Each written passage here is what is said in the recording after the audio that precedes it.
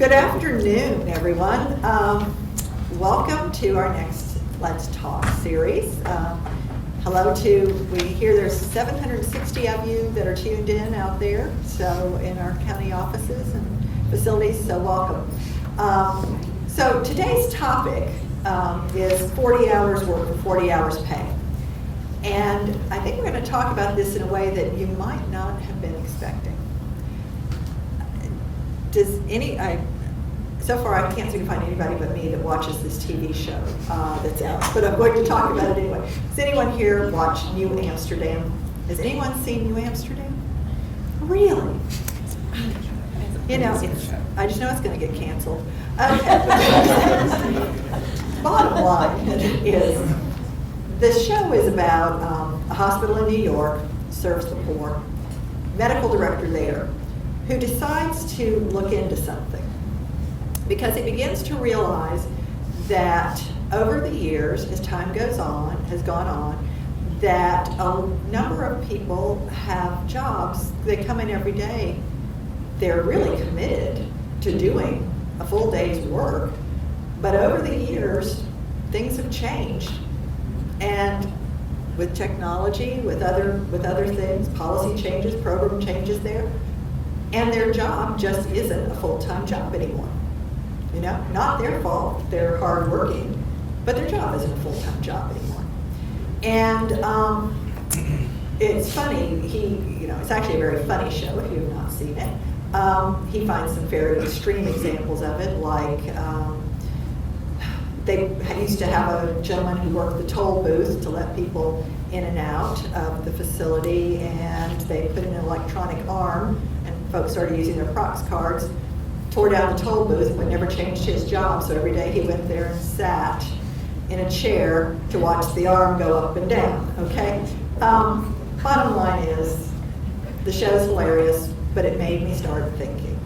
Because what he talks about, to all of them about is, if the job you're in is not something that it really takes you all day to do, if you could do more, if you could do something different, let us know.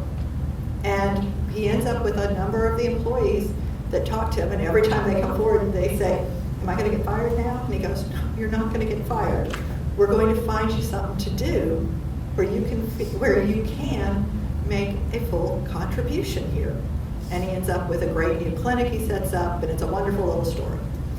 But we got to talking about it, even though no one but me has seen the show. And Damien's seen it. You and Damien. Oh, that's right, Damien. So we got to talking about it. Because there is so much change that has gone on over the years, right? And there's so much change going on now at DHS. And all of you have heard, we have so many different programs and new things evolving, and people are moving into different roles and positions.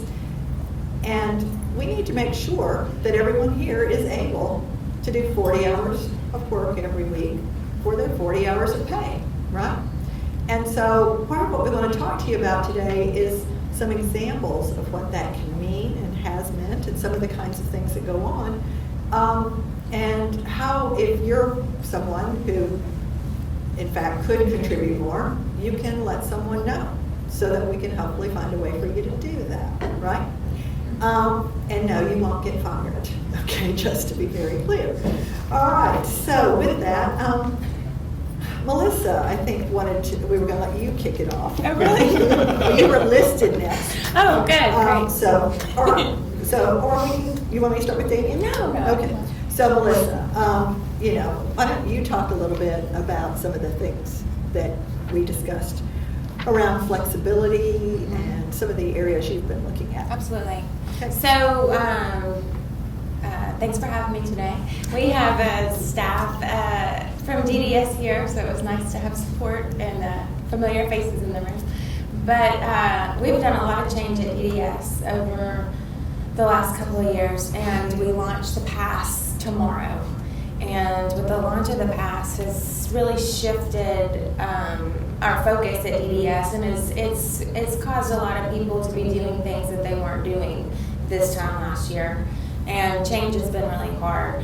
And when Cindy talked to me about this concept of 40 hours of work for 40 hours a week, the first thing that came to my mind is, well, I really hope that people don't take away from this that we expect you to be here from 8 to 4, and we expect people to sit at their desk, and that's what we're talking about when we expect 40 hours out of somebody, because there's a lot of different ways to work 40 hours a week.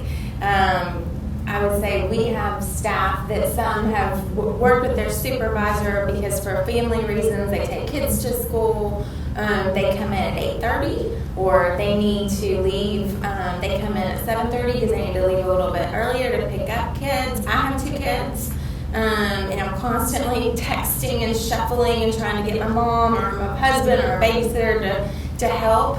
And so just the concept of 40 hours doesn't necessarily mean 8 to 4:30 or 8 to 5, because we want people to be productive, and but we also want to be mindful that there's a balance here at DHS that we value in family.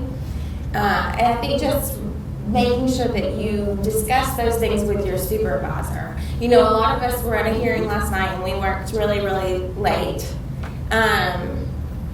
And I'll probably get that hour or 2 sometime in a couple of months when the pass gets up and running, right? Today was not the time to take leave because I was tired.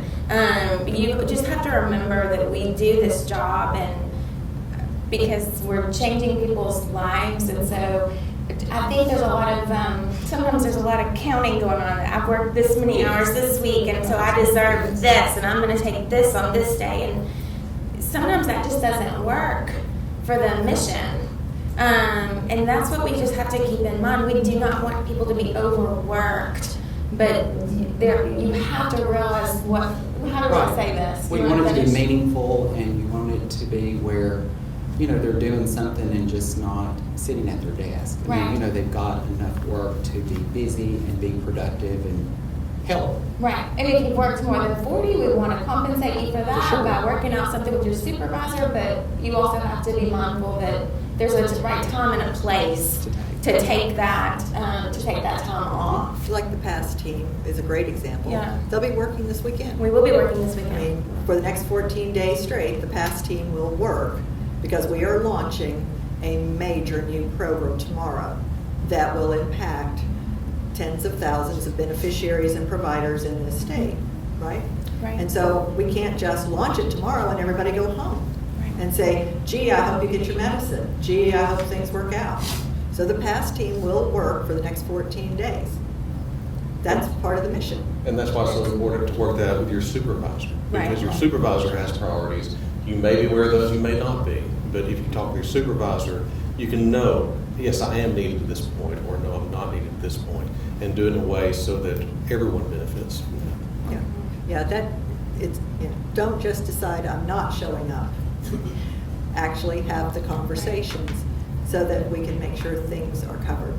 Now, some of this conversation doesn't make a lot of sense for some of you who are going, what do you mean there are people who sit and aren't really just overwhelmed all day long with so much work to do, right?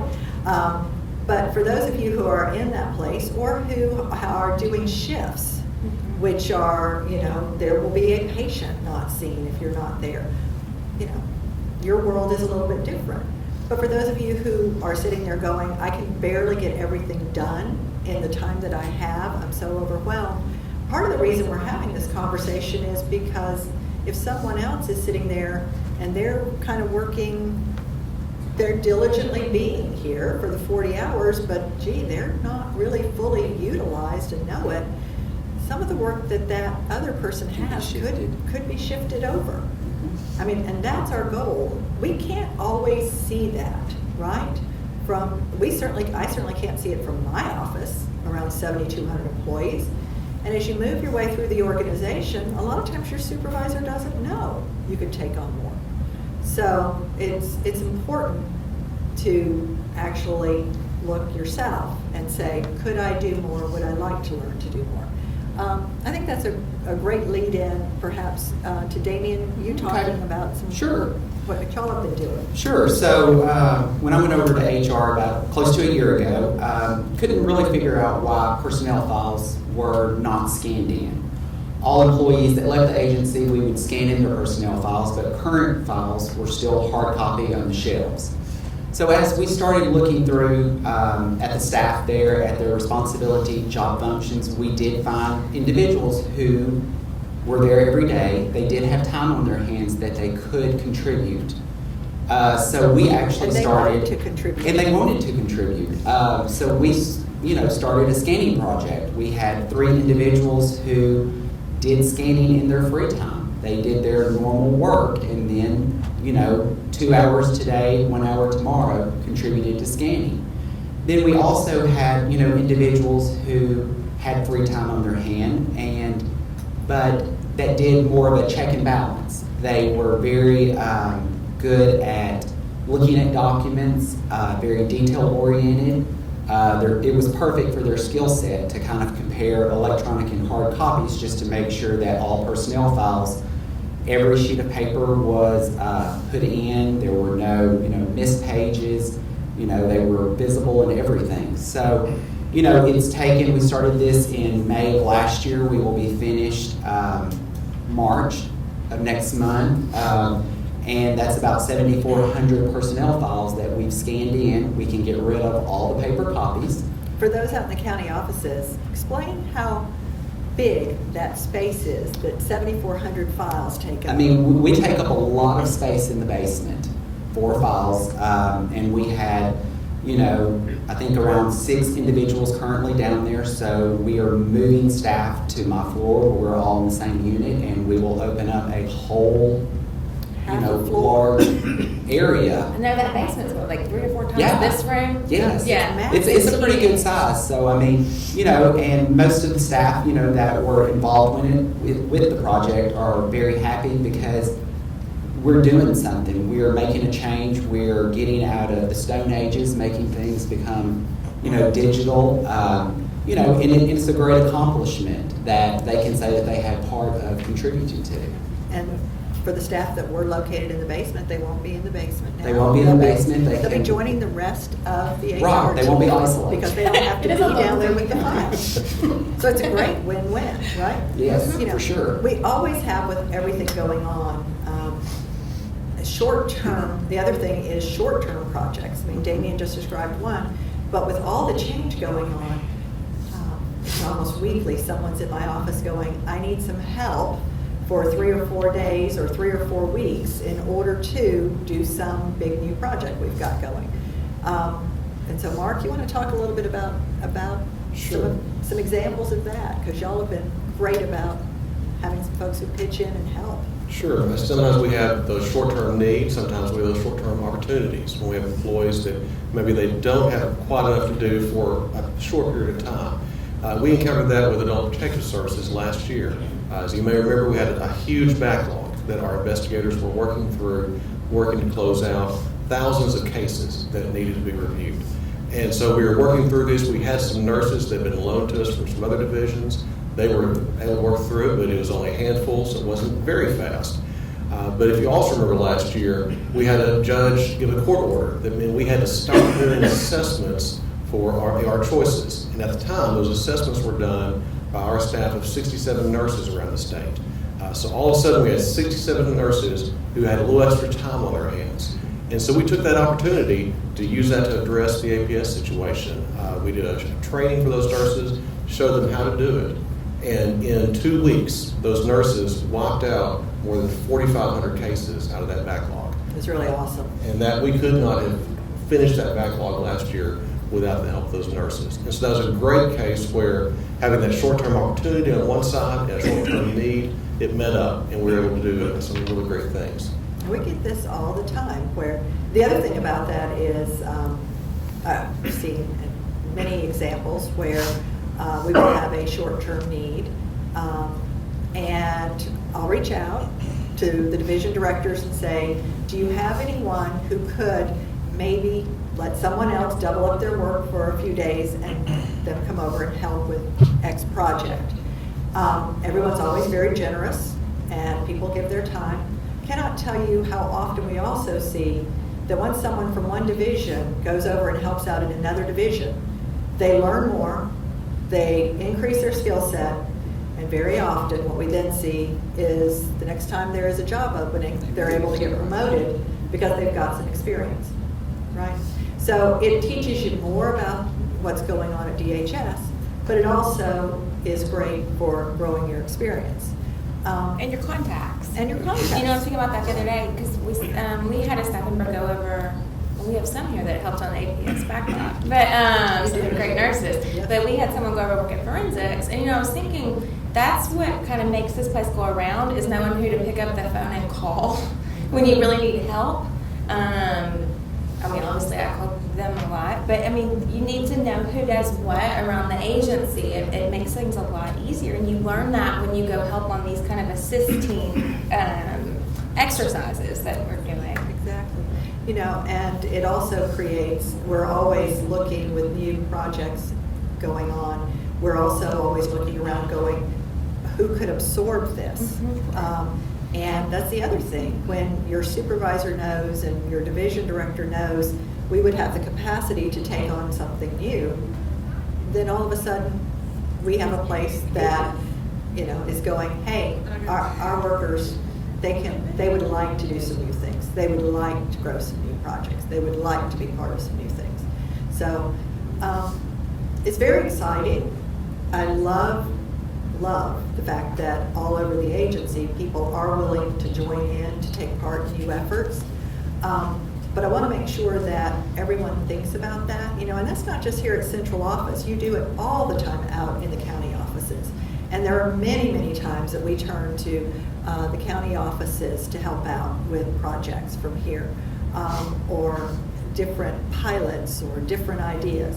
So you'll find that over the months ahead, as we continue to work around developing skills, be thinking about this.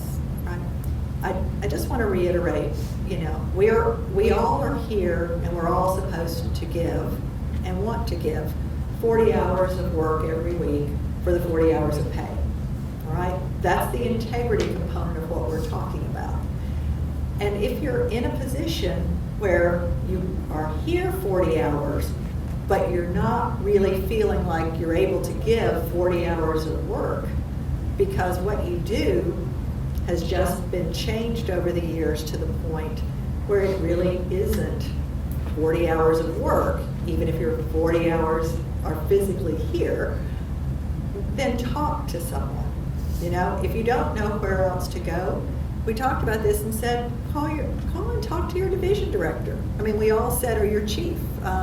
We all said, you know, as we were discussing it, Melissa and Damien both said, you know, I'd be perfectly happy for someone to reach out directly to me because I will probably know of work and see the opportunities in a way that their supervisor might not. All right? So that's, just be aware, we are all giving 40 hours of work every week. And we do want to maintain the integrity of that as an organization. But also be aware that if you feel like you can do more, reach out, let someone know. And as opportunities come along, you're going to find, I hope, that coming to work every day gets a bit more exciting. So thank you very much for joining us for this month's Integrity Talk.